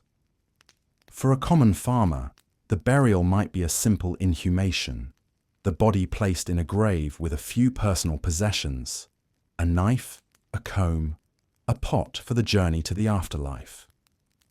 The grave is often marked with a circle of stones or a single, tall memorial stone, a Bauterstein. sometimes carved with runes. But for a great chieftain or a wealthy warrior, the funeral is a far grander affair. You might witness a ship burial, one of the most iconic and powerful of all Viking rituals. The deceased is laid to rest in a real longship, surrounded by his most prized possessions: his swords, his shield, his armor, his drinking horn, and even his sacrificed horses and dogs. Sometimes a thrall, a female slave, is sacrificed to accompany her master into the next world. The ship is then either buried under a massive earthen mound or, in some spectacular cases, set ablaze and pushed out to sea, a flaming pyre carrying the chieftain's soul to the afterlife. You believe in two primary destinations for the dead. For the warriors who die bravely in battle, there is Valhalla, Odin's great hall in Asgard, where they will feast and fight every day until they are called upon to battle alongside the gods at Ragnarok. For everyone else, those who die of sickness, old age, or in any way not in combat, there is Hell, a misty, shadowy underworld ruled by the goddess of the same name. Hell is not a place of punishment like the Christian hell. It is simply a continuation of existence, a cold and quiet realm. As you watch the burial mound being raised or the funeral ship burn against the setting sun, you are not just saying goodbye to a person. You are participating in a sacred journey, sending a soul on its way and contemplating your own inevitable end. You have grown up in a society where the lines of status are clearly drawn, but there is one line that is absolute, the one between the free and the unfree. At the very bottom of your world are the thralls, the slaves, and their existence is a constant grim backdrop to your own life. You see them every day. They are the ones doing the hardest, dirtiest, most thankless work. They are owned by the jarls and even by common carls, like your own family. They are not seen as people in the same way you are. They are property, chattel, as much a part of the household's wealth as the cattle in the field, or the silver in the chest. They have come to your land in chains. Most are foreigners, captured in raids on the coasts of Britain, Ireland, or the Slavic lands. They are Celts with red hair and strange tattoos, or Slavs with high cheekbones and languages you cannot understand. Their foreignness makes it easier to dehumanize them, to see them as other. They have been stripped of their names, their families, their homes, and their freedom. As a child, you are taught to treat them as tools, not as humans. You order them to carry water, to muck out the stalls, to serve you at meals. You might play alongside the children of thralls, but you always know that you are superior, that your destiny is to command and theirs is to obey. The casual brutality of the system is something you learn to accept. A thrall can be beaten for being slow or for a simple mistake. A female thrall is at the constant mercy of her master. There is no legal recourse for them. If a master kills his own thrall, it is considered a loss of property, not a murder.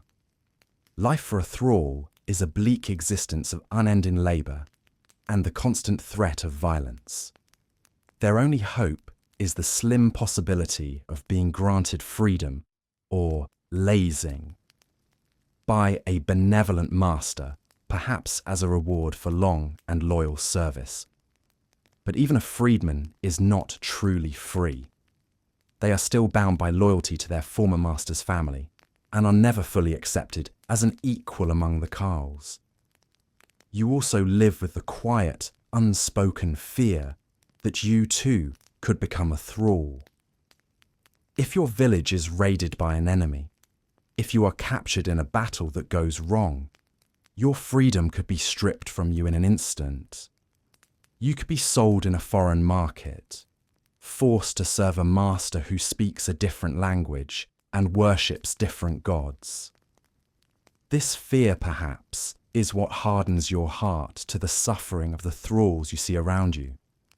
It is a way of maintaining the distance, of reinforcing the line that separates your life from theirs. They are a living reminder of how precarious freedom is in your violent, unpredictable world. Life in the Viking Age is a relentless grind of work, war, and worry. But even in this harsh world, there are moments of light, of laughter, of leisure. Your ancestors were not just grim warriors. They were social beings who knew how to enjoy themselves, and your forms of entertainment are as robust and competitive as the rest of your life. When the day's work is done, especially during the long, dark winters, the longhouse becomes a centre of entertainment. One of the most popular pastimes is board games.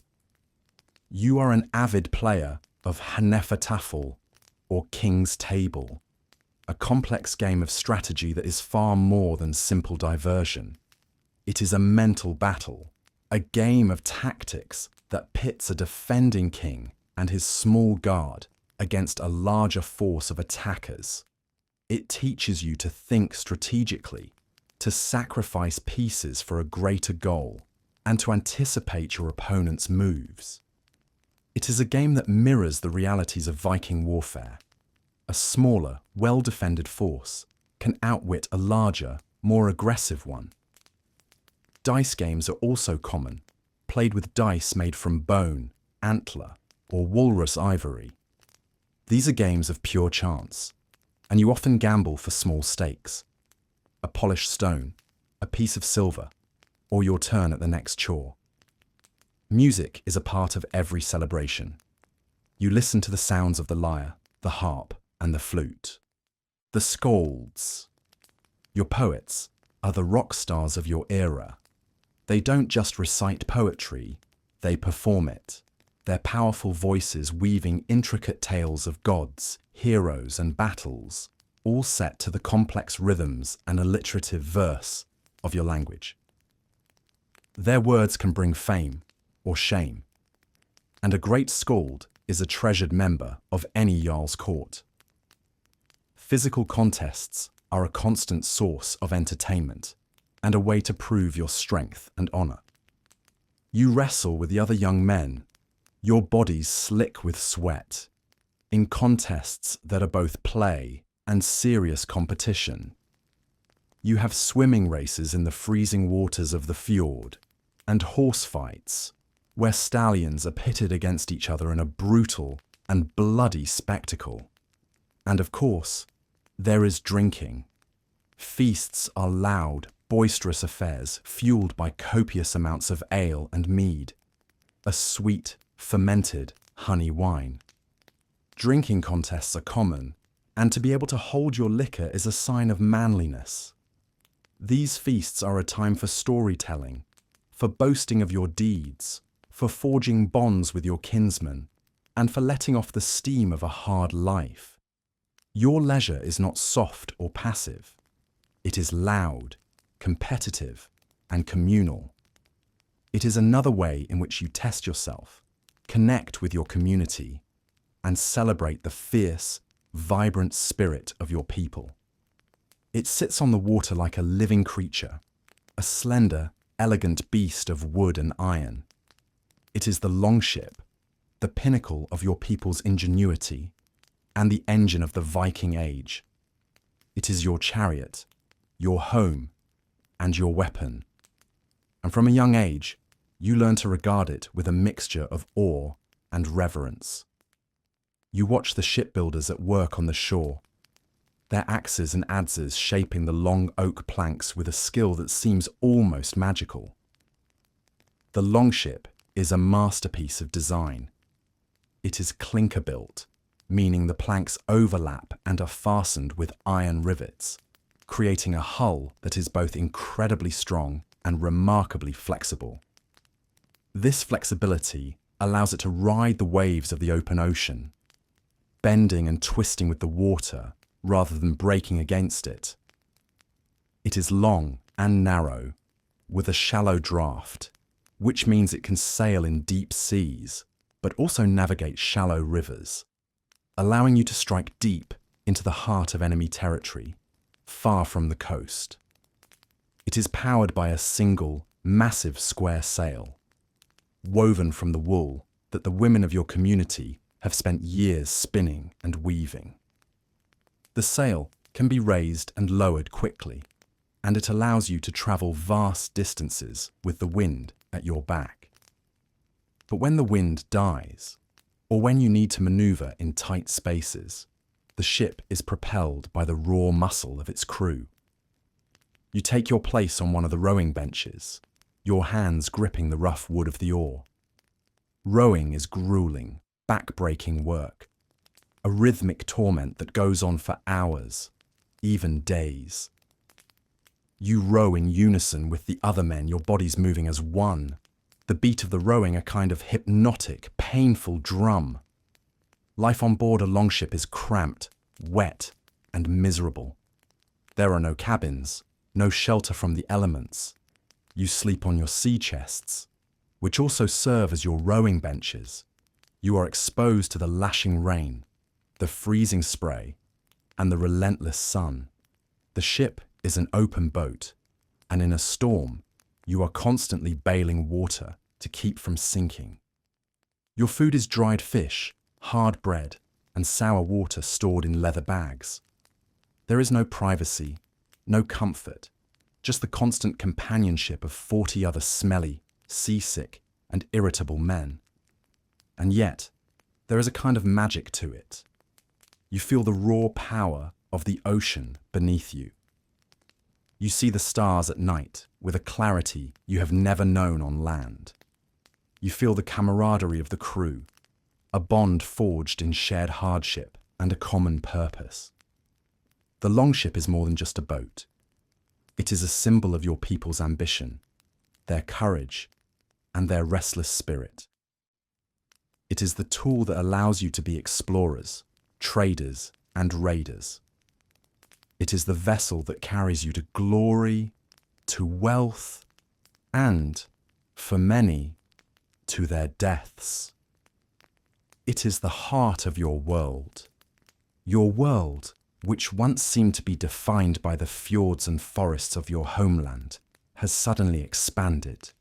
Your voyages, whether for trade or for raid, have brought you into contact with cultures so different from your own that they might as well be from another realm. You are no longer just a Norseman. You are an actor on a much larger, more complex stage. To the south, in the lands of the Franks and the Anglo-Saxons, you encounter a world of stone castles, walled cities, and a powerful centralized religion. These are the Christians, the followers of the White Christ. You are baffled by their customs.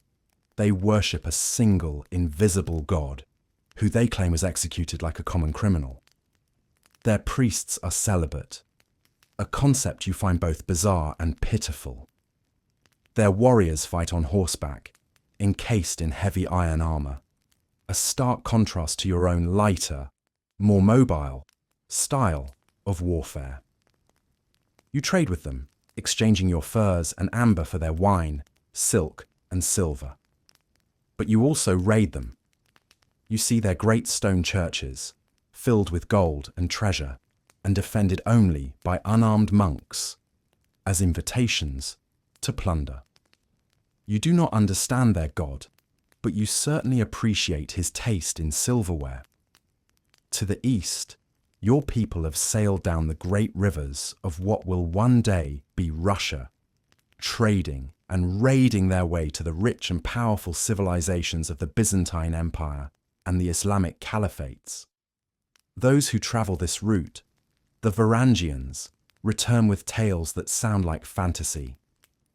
They speak of Constantinople, or Miklagard, the great city, a metropolis of unimaginable size, with massive walls, golden domed churches, and an emperor who sits on a mechanical throne. They bring back exotic goods, spices, silks, and silver dirhams, and stories of serving in the Emperor's elite Varangian Guard. To the west, your people have pushed the boundaries of the known world. They have settled Iceland, a land of fire and ice, and Greenland, a harsh and unforgiving outpost on the edge of the world. And from Greenland, a few daring explorers have sailed even further, to a new land they call Vinland. Here, you encounter the indigenous peoples, whom you call Skraelings. Your interactions with them are fraught with misunderstanding and violence. They are skilled hunters and warriors, and they fiercely defend their land. Your attempts to settle Vinland are ultimately failures, short-lived and bloody. These encounters shape your view of the world. You see yourself as strong, brave, and cunning. You see other cultures as either opportunities for profit or obstacles to be overcome. You are not an empire builder in the Roman sense. You do not seek to rule these new lands. You seek to exploit them. You are a pragmatist, a survivor, and an opportunist.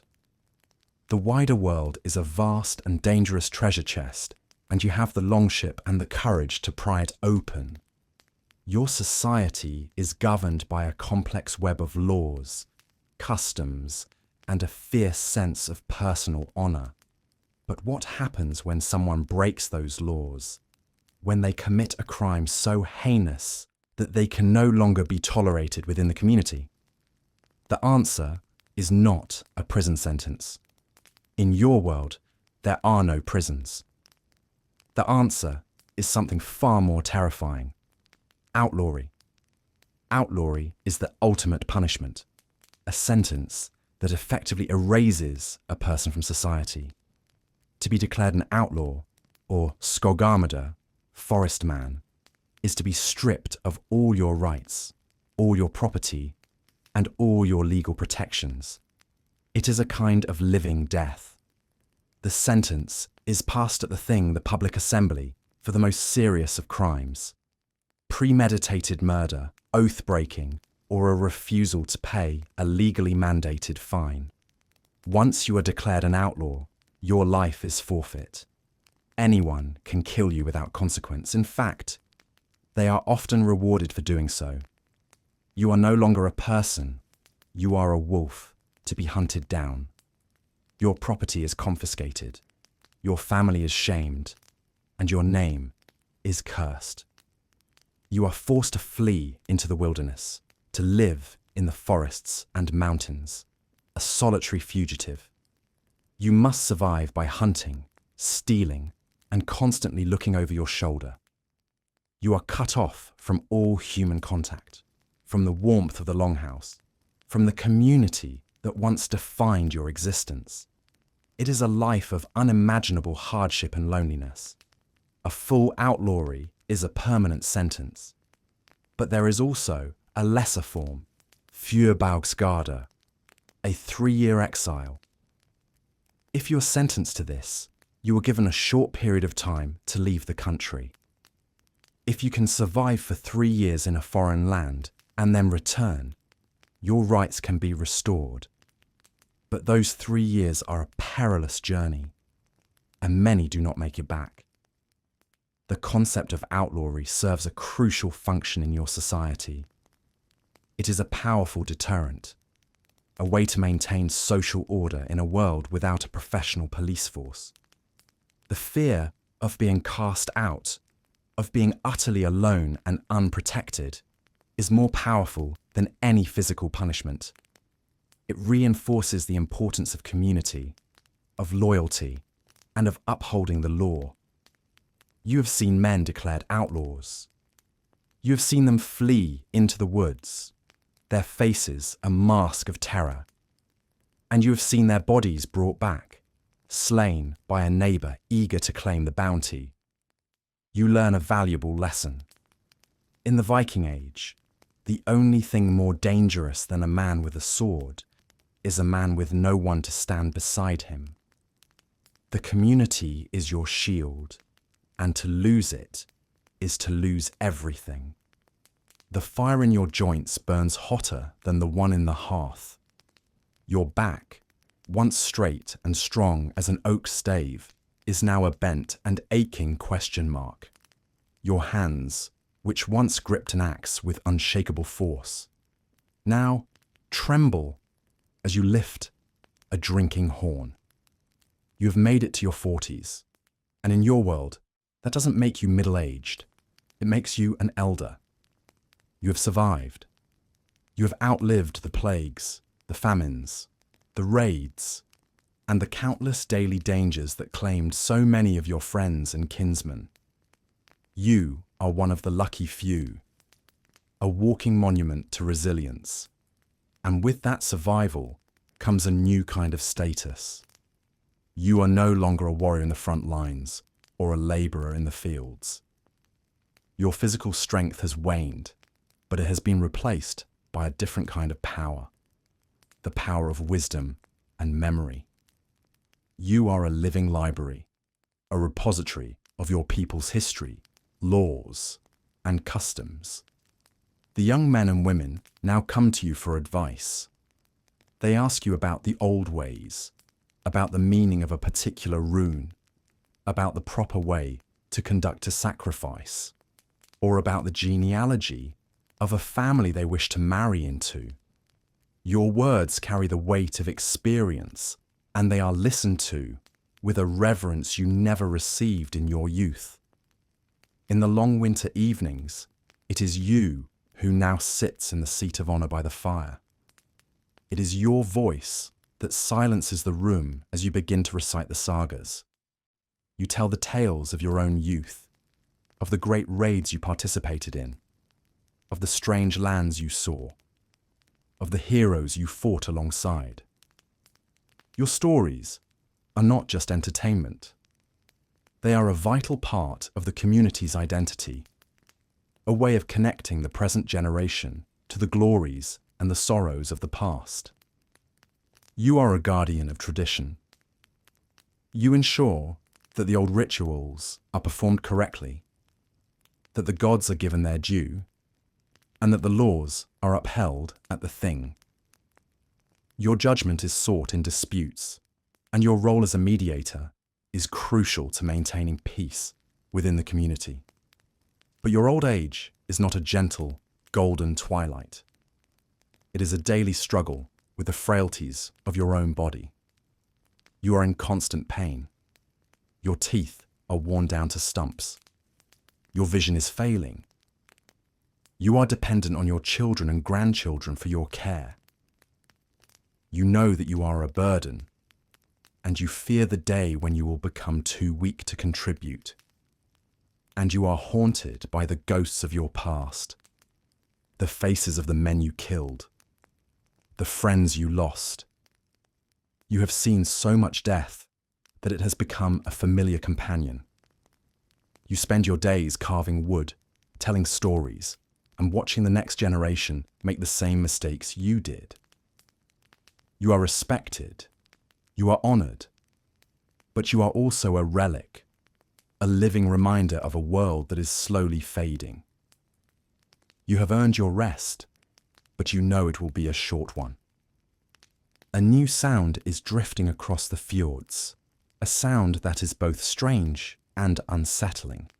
It is the sound of a church bell. For generations, your world has been defined by the hammer of Thor and the wisdom of Odin. But now, a new god has arrived, a god from the south, the White Christ, and his followers are bringing with them a new way of life that threatens to unravel the very fabric of your society. The first Christians you encountered were the monks in the monasteries you raided, soft, unarmed men who died with prayers on their lips. You saw their religion as weak, their God as powerless. But now, the new faith is no longer a distant curiosity. It is here, in your own land. Kings and jarls, seeing the political and economic advantages of aligning with the powerful Christian kingdoms of Europe, are beginning to convert. Missionaries, brave and zealous men, are traveling through your lands, preaching a message that is both compelling and deeply confusing. They speak of a single, all-powerful God, a God of love and forgiveness.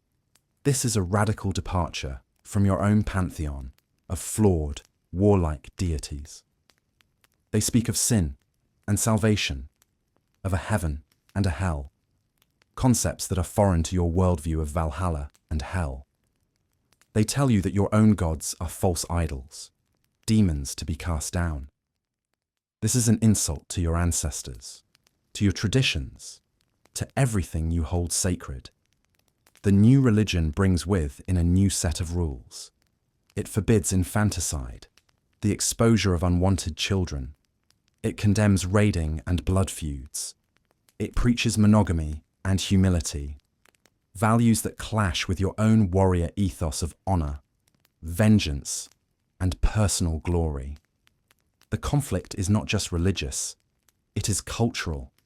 The Christians bring with them the art of writing, not for magic, but for record-keeping and scripture. They build churches of stone, stark and vertical, that look alien next to your long, low longhouses. The old ways are being challenged, and your community is divided. Some, especially the leaders, embrace the new faith for its political benefits.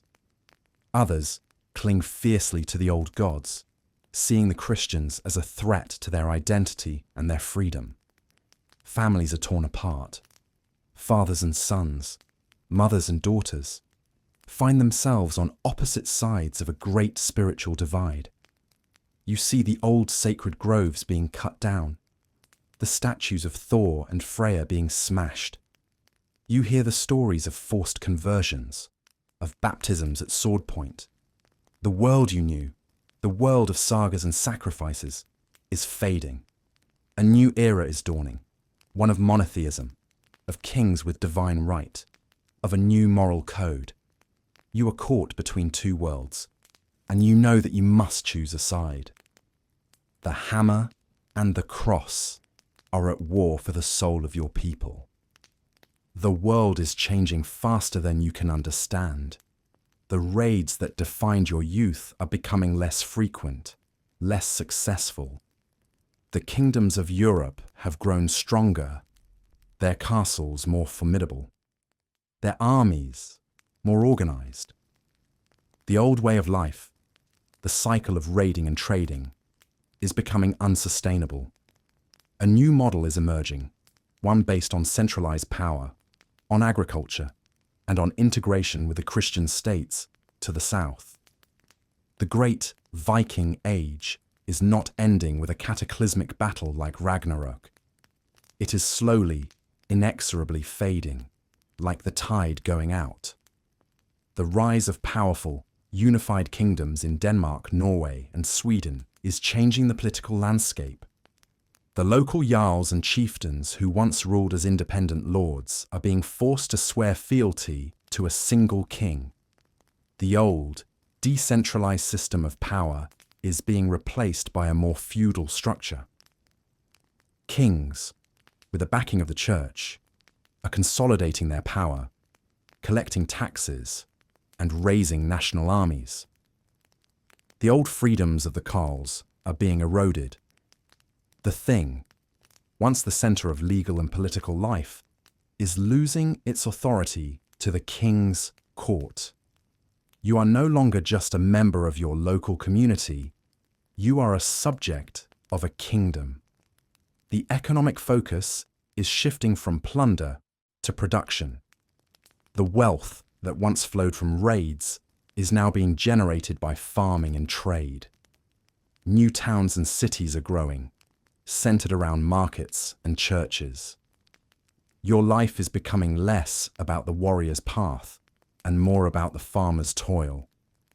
The adventurous, expansionist spirit of your ancestors is being tamed, channeled into more settled, predictable patterns. The conversion to Christianity is accelerating this change. The church brings with it not just a new faith, but a new culture. It brings literacy, a new legal framework based on canon law, and a connection to the wider European world. The old gods are retreating into the realm of folklore, their stories told by grandparents as quaint tales of a bygone era. You see the changes everywhere. The young men are more interested in learning to read and write than in learning to wield an axe. The Jarls are building stone halls instead of timber longhouses. The Skalds are composing poems about saints instead of heroes. You feel like a stranger in your own land. The world you were born into, the world of longships and shield walls, of honour and vengeance, is disappearing before your very eyes. You are a relic, a living ghost from a wilder, freer time. The age of the Vikings is ending, and a new, more orderly, and perhaps more boring age is beginning. You are old now, a gnarled oak in a forest of saplings. Your life has spanned the twilight of an era. You have seen the world transform from a landscape of myth and magic to one of kings and priests. What will you leave behind? What is the legacy of a life lived in the heart of the Viking age? Your legacy is not written in stone or gold. It is written in blood and memory. It is in your children and your grandchildren, who carry your name and your lineage. You have passed on to them the stories of your ancestors, the skills of your trade, and the values that have guided your life. You hope they will remember them, even as the world changes around them. Your legacy is your reputation. You are known in your community as a man of his word, a brave warrior in your youth, a skilled farmer, and a wise elder. Your name will be spoken with respect long after you are gone. Perhaps, if you were lucky enough to have done something truly noteworthy, a skald will compose a verse about you, a line in a saga that will be recited around fires for generations to come. This is the closest you will come to immortality. Your legacy is also in the land itself. The fields you cleared, the house you helped build, the stones you placed on your father's burial mound. These are the physical traces of your existence. You have left your mark on the world, not through grand monuments, but through the patient, steady work of your hands. But your true legacy, the one that you share with all of your people, is larger and more profound. You are part of the generation that pushed the boundaries of the known world, that left its cultural and genetic footprint from the shores of North America to the steppes of Russia. Your people were not just destroyers, they were creators. They were explorers who navigated uncharted seas, merchants who built vast trade networks, and settlers who forged new communities in harsh and unforgiving lands. They were poets and artists of extraordinary skill who created a literature and an art form of breathtaking power and complexity. They were lawmakers who developed a sophisticated system of justice and governance. Your legacy is one of resilience, of adaptability, of a fierce and unyielding will to survive and to thrive. You have lived a hard life, a life of violence and struggle, but it has also been a life of adventure, of community, of profound meaning. As you sit by the fire, your eyes closing for the final time, you know that you have played your part in a great and epic story. The story of the Vikings. And it is a story that the world will never forget. You have been born into smoke and uncertainty, named by the pragmatic will of your father, and raised in the chaotic, communal embrace of a longhouse. You have survived the perils of a Viking childhood, where play was work and work was survival. You have learned the old gods and the ancient sagas. Your mind a vessel for the stories of your people.